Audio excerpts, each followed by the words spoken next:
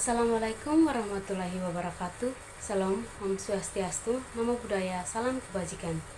Perkenalkan, nama saya Marifti Mati, NIM 224020085. Di sini saya akan mereview materi manajemen sumber daya manusia dari kelompok 1 sampai kelompok 10.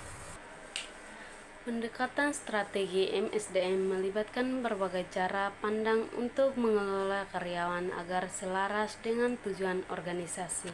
Perencanaan SDM adalah proses sistematis untuk menganalisis dan mengantisipasi kebutuhan sumber daya manusia yang diperlukan oleh organisasi agar dapat mencapai tujuan strategisnya. Proses ini meliputi pengumpulan data, analisis kebutuhan, kuantitas dan kualitas SDM, serta peramalan penambahan atau pengurangan tenaga kerja di masa depan.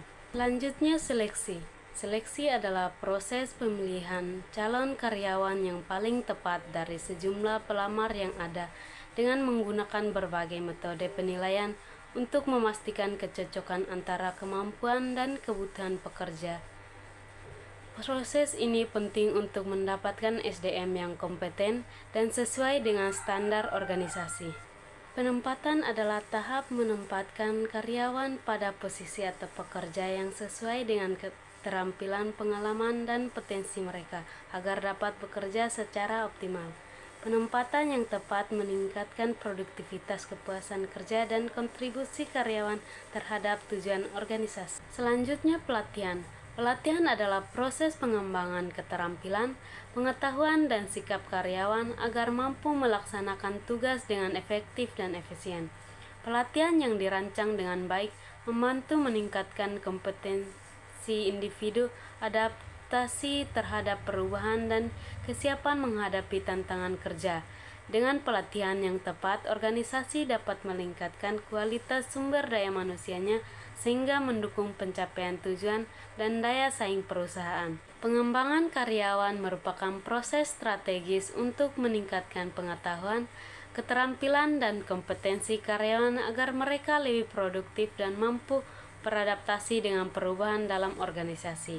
Metode pengembangan meliputi pelatihan formal dan informal, coaching, mentoring, rotasi kerja, pendidikan lanjutan, simulasi, dan pembelajaran berbasis proyek. Selanjutnya, kompensasi. Kompensasi adalah segala bentuk imbalan atau balas jasa yang diberikan perusahaan kepada karyawan sebagai penghargaan atas kontribusi dan jasa mereka. Kompensasi tidak hanya berupa uang atau gaji, tetapi juga dapat mencakup tunjangan bonus, fasilitas, dan berbagai manfaat lain yang baik bersifat finansial maupun non-finansial. Fungsi utama kompensasi adalah untuk memenuhi hak karyawan, memotivasi meningkatkan kesejahteraan, serta mendukung kinerja dan loyalitas karyawan dalam organisasi.